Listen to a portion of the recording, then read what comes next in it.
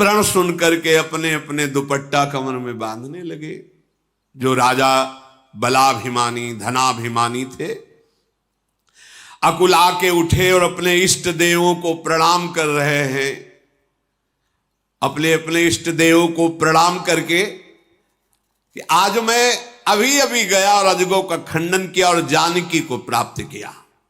रंगमंच पे जाते अपने मुछ पे ताव देते हैं। तमक इधर ही धनु मूढ़ नृप, उठई न चल ही लजाई, मनहु पाई भट बाहुबल अधिक अधिक गरुआई। भुजा ठोकते और घुटने के बल होकर के धन वहां हिल ही नहीं पाया। फिर खड़े होते, फिर एक दो, चुपचाप नीचे उतर जाते। ऐसे सहस्त्रों राजा, ऐसा लग रहा है जो जो राजा छूता है उसका बल और धनुष पर समा जाता है। इतना गरु धनुष हिला भी नहीं सका कोई, उठाना और तोड़ना तो बात जाने दो। राजाओं ने आपस में बात की कि एक से तो उठ नहीं रहा, तो देखो बुद्धि खराब है। 10-10 हजार एक साथ लग गए।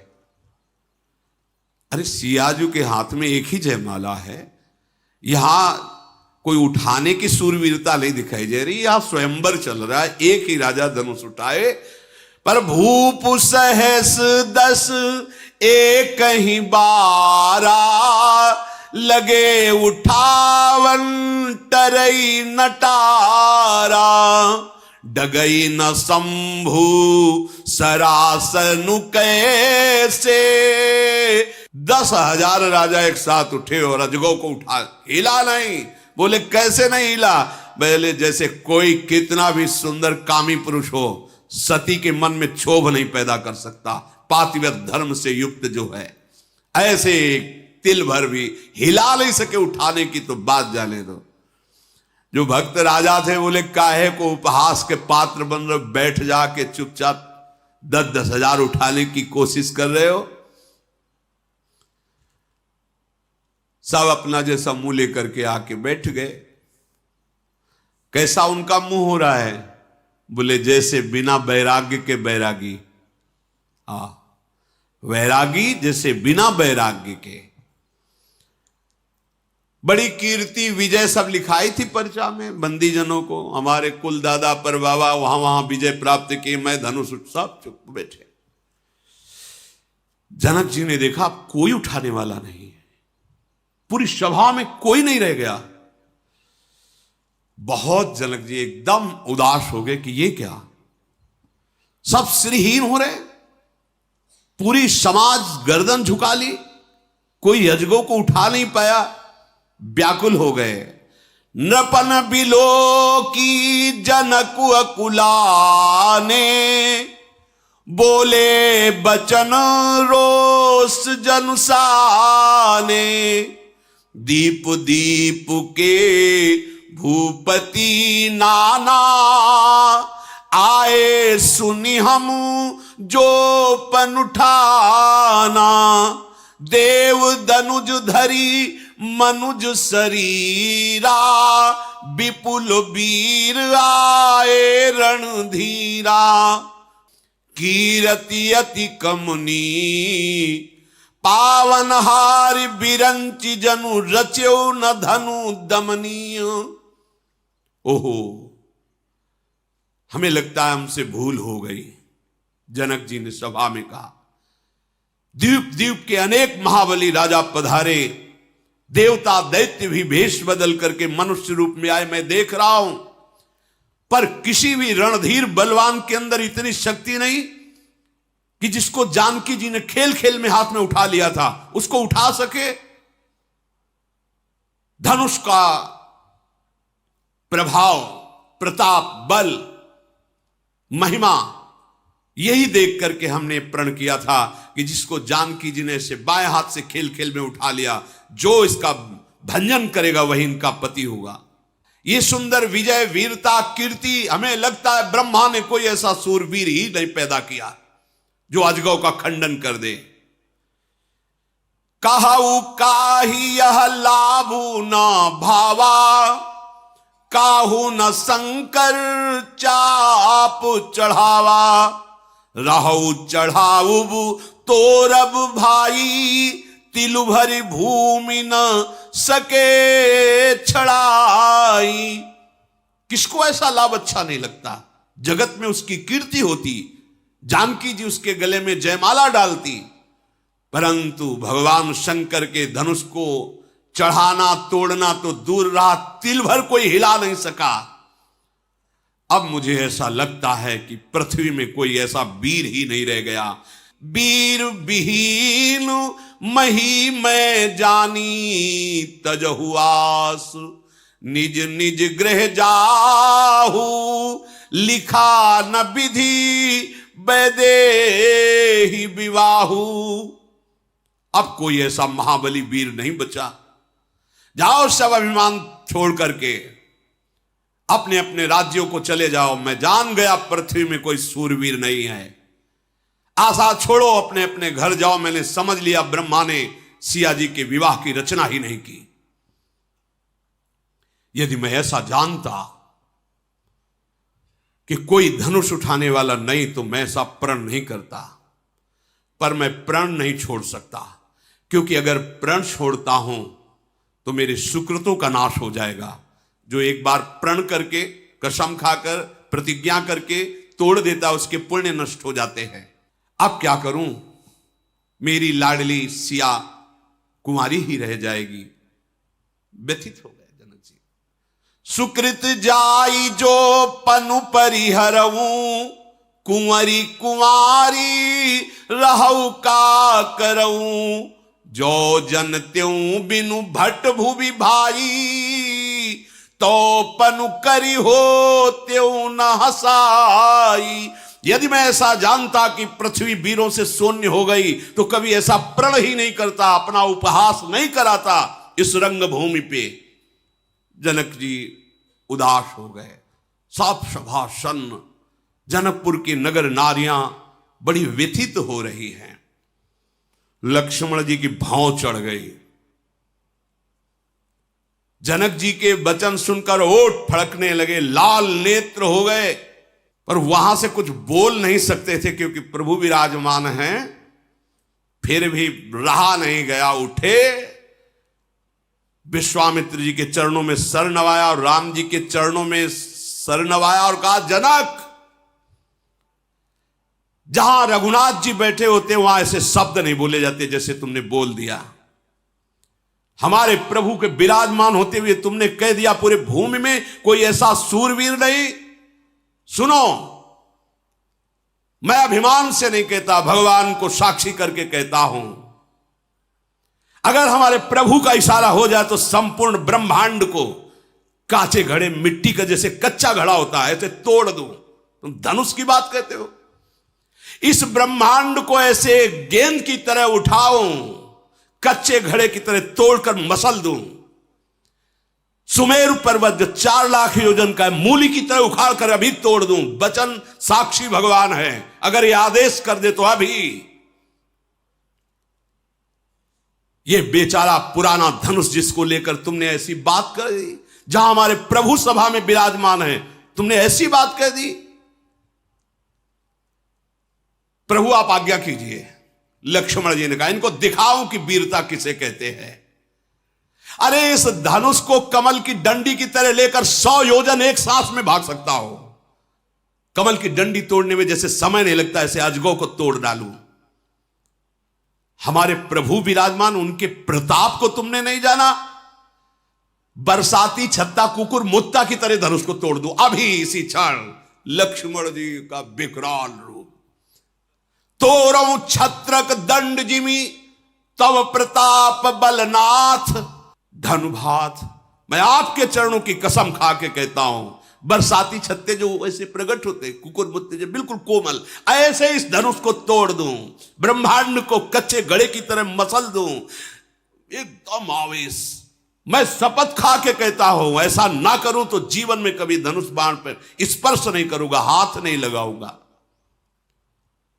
पृथ्वी कांपने लगी जब लक्ष्मण जी आवेश में दिशाओं के हाथी चिघाड़ने लगे, राजाओं के पसीना आ गया। लक्ष्मण, छोटे राजकुमार लाल लखन लाल के वचन, सब बड़े बड़े जितने बैठ सब के पसीना आ गया। जानकी जी के हृदय में शीतलता पहुंची कि अभी तक छोटे राजकुमार का तो परिचय ही ले जाना था कि ऐसे है। अब हृदय में शीतलता हुई। विश्वामित्र जी ने इशारा किया, राम जी ने नेत्र मिलाए लक्ष्मण से, पास में शांत शांत मुस्कुराते हुए विश्वामित्र जी, लक्ष्मण बैठो, बैठ जाओ, शांत बैठो। इसीलिए कृष्णावतार में कहा, भाई आप पीछे आना, पहले हम जाएंगे, क्योंकि हम छोटे होते कुछ कर नहीं पाते, आप हमें रोक देते। तो बलराम जी बन करके ये भगवान शेष जी हैं, जिनकी गोद में भगवान श्री हरि निरंतर शयन करते हैं। जहां जहां अवतार भगवान लेते, ये सदैव उनके सुख संपादन के लिए अवतार लेते हैं। लक्ष्मण जी शांत होकर के बैठ गए। विश्वामित्र जी ने मधुर वाणी में कहा, उठहु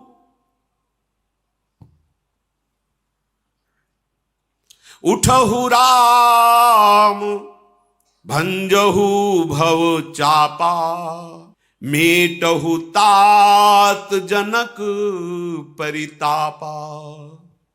हे राम उठो, जाओ, जनक जी के हृदय का संताप दूर करो और भव भगवान महादेव जी के धनुष को भंग करो।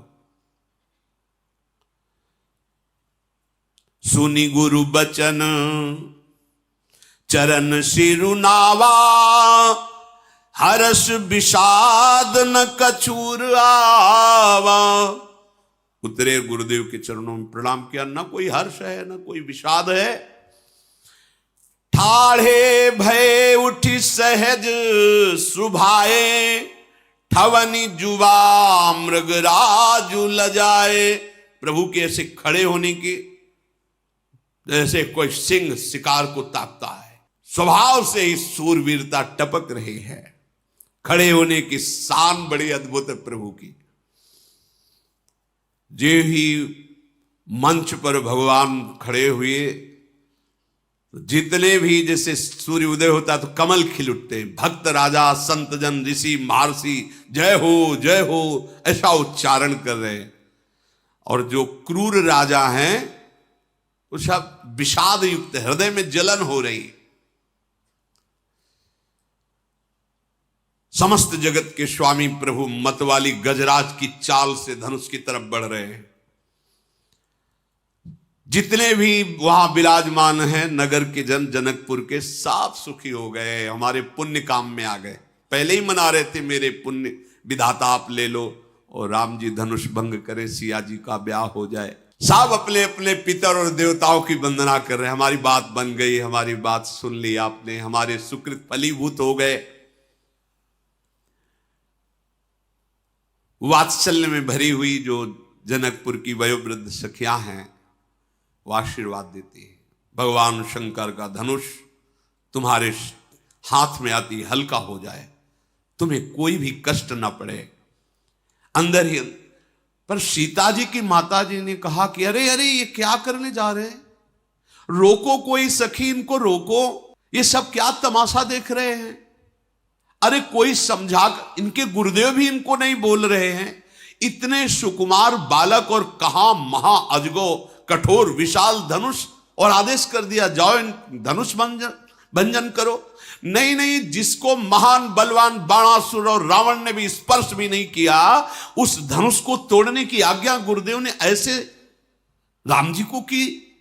जानकी जी की मां कहती नहीं नहीं कोई रोक, ये क्या हो गया है, महाराज को भी परम ज्ञानी होते हुए भी वो रोक नहीं रहे हैं। अरे विश्वामित्र जी को क्यों समझाता क्यों नहीं, ऐसे नौ किशोर। अरे जहां रावण बाणासुर प्रणाम करके चला गया, हाथ से भी नहीं छुआ, उसको ये तोड़ देंगे। भला कहीं हंस का बच्चा मंदराचल पहाड़ उठा सकता है क्या? अरे और कोई समझे न समझे, ज्ञानियों के शिरोमणि जनक जी के, उनको तो समझना चाहिए। परम ज्ञानी विश्वामित्र जी, इनको तो समझना चाहिए। परंतु लगता है सबकी चतुरता आज समाप्त हो गई। सखी विधाता क्या करना चाहता है? एक चतुर सखी ने कहा कि आप महारानी जी, आप ऐसा शोक मत कीजिए, ये छोटे हैं पर बड़े तेजवान हैं। देखो छोटा देखने पर यह न समझ लेना चाहिए कि छोटा। आप सभी भक्तजनों को राधे राधे। कुछ मिशनरी निंदक मैंने देखे हैं, उसका किसी से बैर नहीं, द्रोष नहीं, वे किसी का बुरा नहीं सोचते, पर चौबीसों घंटे वे निंदा कर्म में बहुत पवित्र भाव में लगे रहते हैं। उनकी नितांत निर्लता निरक्षता इसी से मालूम होती है कि वे प्रसंग आने पर अपने सांप की पगड़ी भी उसी आनंद के छलकते हैं जिस आनंद से नए लोग दुश्मन की निंदा करने लिए टानिक होती है। ट्रेक यूनियन के इस जमाने में निंदकों को संघ बन गए हैं। संघ के सदस्य जहां तहां से खबरें लाते हैं और अपने संघ के प्रधान को सौंपते हैं। यह कच्चा माल हुआ, अब प्रधान उसका पक्का माल बनाएगा और सब सदस्यों को बहुजन हिताय मुफ्त बांटने के लिए दे देगा। यह फुर्सत का काम है, इसीलिए जिसके पास कुछ और करने को नहीं होता वे इसे बड़ी खूबी से करते हैं। एक दिन हमसे एक ऐसे संघ के अध्यक्ष ने कहा, यार आजकल लोग तुम्हारे बारे में बहुत बुरा बुरा कहते हैं।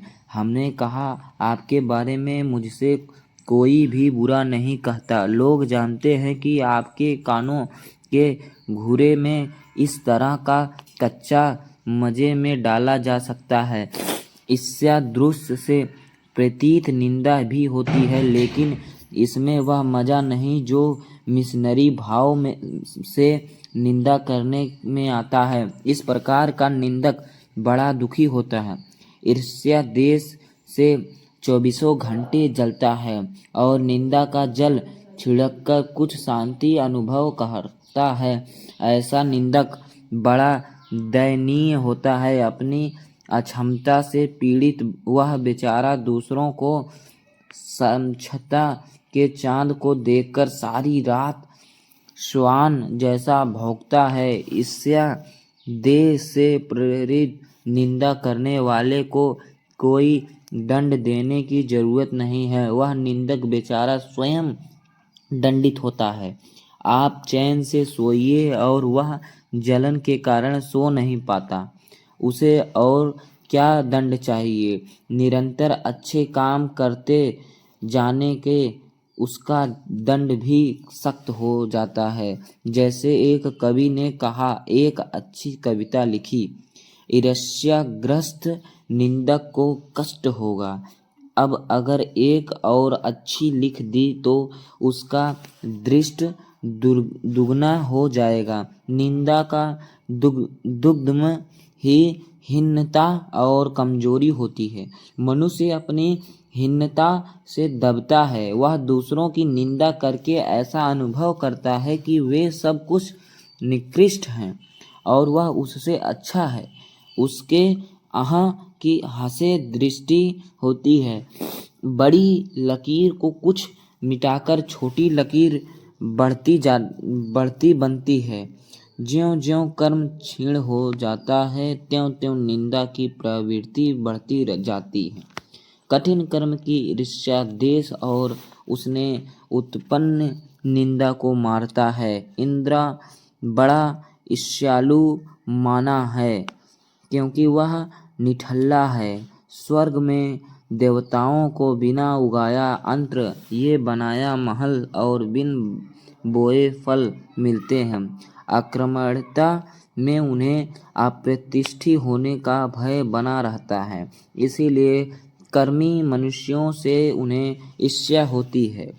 निंदा कुछ लोगों की पूंजी होती है, बड़ा लंबा चौड़ा व्यापार फैलाते हैं।